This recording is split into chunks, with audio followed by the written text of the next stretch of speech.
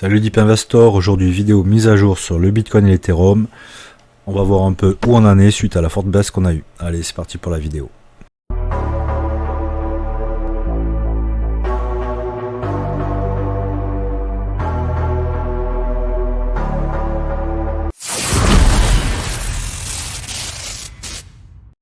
Donc avant d'aller voir le Bitcoin et l'Ethereum, on va regarder un peu ce qui se passe sur le marché financier. Donc le SP500, il est en train de rebondir sur cette tendance haussière. Donc on va voir s'il la garde. On a pas mal enchaîné des baisses. Depuis le plus haut, on a perdu pratiquement 10%. Donc bonne prise de bénéfices. Toujours pas de crack, on est bon. Donc voilà, on a toujours cette tendance haussière qui devrait soutenir les cours. Après, bien sûr, en daily, point négatif, on est sous la moyenne mobile 200. Donc pour moi, il va falloir attendre. C'est pas aujourd'hui qu'on aura un fort rebond. Mais maintenant, il faudrait que la semaine prochaine, le SP500 reste sur ces niveaux-là pour que la moyenne mobile à 7 jours s'aplatisse, que la moyenne mobile à 20 jours rejoigne la moyenne mobile à 7 et qu'avec un bon petit range d'une semaine, on recroise à la hausse et puis qu'on mette en place une figure de retournement pour repartir à la hausse. Pour l'instant, c'est ce que je vois sur le SP500. Côté Nasdaq, pareil, on a breaké cette tendance haussière, enfin ce support plutôt. On est en train de soutenir un peu la baisse là au niveau les 19 100 dollars, 19 100 points plutôt. Ont l'air de tenir les cours. Moi je serais pas contre que le Nasdaq redescende sur ces niveaux là, sur le 18 500 et qu'il y reste comme pour le SP500, qu'il nous fasse une figure de retournement courant semaine prochaine, ça serait parfait, mais toujours pas de crack. Belle prise de bénéfice par contre, mais pour moi il n'y a pas de crack, donc c'est plutôt bon pour le marché crypto. Tant qu'il n'y a pas de crack sur les marchés tradis, il n'y aura pas de crack sur les marchés crypto. Aussi bonne nouvelle, l'inflation continue de baisser. Jérôme Powell va parler mercredi le 19, donc logiquement il aura les datas de l'inflation du mois de février, l'inflation qui est autour de 2,3 au mois de février, donc c'est plutôt positif. Ça montre que la hausse des taux de la Fed a fait ses effets. Donc je pense qu'on devrait avoir plutôt un discours positif de Jérôme Powell, et donc ça devrait soutenir les marchés.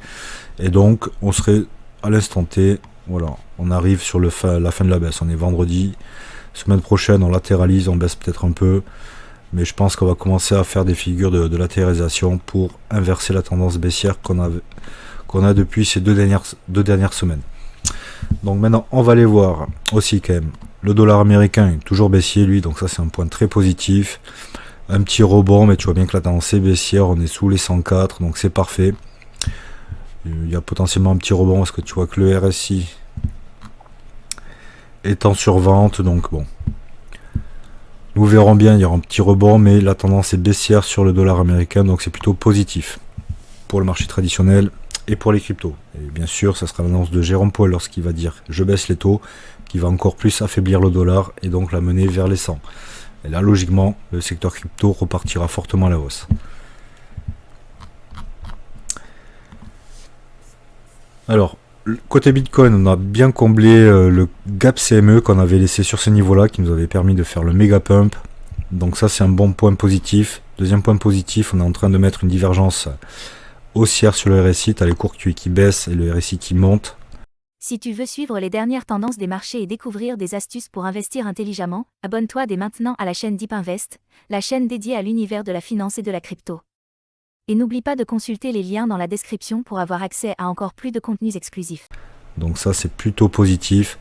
Après, je pense qu'on pourrait aller en excès, aller rechercher le gap CME là sur les 84 000, entre 84 et 87, et repartir à la baisse. Je pense que ça serait pour refaire une figure un peu comme ça sur le RSI, parce qu'on est toujours sous les 50, c'est toujours les vendeurs qui ont la main. Ça permettrait aussi à la moyenne mobile 7 jours de s'aplatir, d'attendre que la moyenne mobile 20 jours arrive et donc de la creuser à la hausse. Donc si vous pouvez rester au-dessus des 75 000 dollars, c'est parfait. À l'instant T, c'est plutôt très bien parti. On est à 82 960 dollars sur le Bitcoin. Donc on sent que même si on est toujours sous les 50 au niveau du RSI, voilà, donc c'est toujours les vendeurs qui ont la main, mais tu sens qu'avec la divergence haussière sur le RSI, On sent que le Bitcoin devrait maintenant latéraliser, le gros de la baisse serait fini. Voilà. Il y a un excès baissier, on pourrait quand même revenir sur ces niveaux ici. Ça me ferait pas peur, voilà. On est plutôt bon là. Ça fait plaisir, hein. Je pense que là, on est vendredi, samedi, dimanche, il ne devrait pas se passer grand chose, à moins que Trump nous sorte un tweet de folie qui va faire pumper ou dumper le marché crypto, mais bon. On n'est pas là. Pour l'instant, le Bitcoin est en train de calmer la baisse. On voit des divergences baissières en daily, donc ça c'est plutôt positif. Il va falloir qu'elle se concrétise. Mais voilà. Bon, potentiellement, ralentissement de la baisse et on partirait plus semaine prochaine sur une latéralisation comme sur les marchés US. Et maintenant l'Ethereum, toujours pareil. Point négatif sur l'Ethereum, c'est comme je te disais, il y avait cette belle zone de support là qui l'a pas tenu, tu vois. On l'avait beaucoup travaillé, là on l'a breaké, on a lâché, même la tendance haussière depuis le point bas du bear market n'a pas soutenu les cours.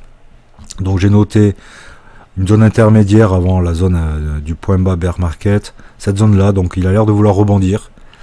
Pour l'instant sur ces niveaux là, sur les 1800 $, comme j'avais dit en accès baissier lors de mes dernières vidéos. Donc est-ce que maintenant l'Ethereum va arriver à latéraliser pour breaker la tendance baissière et repartir à la hausse?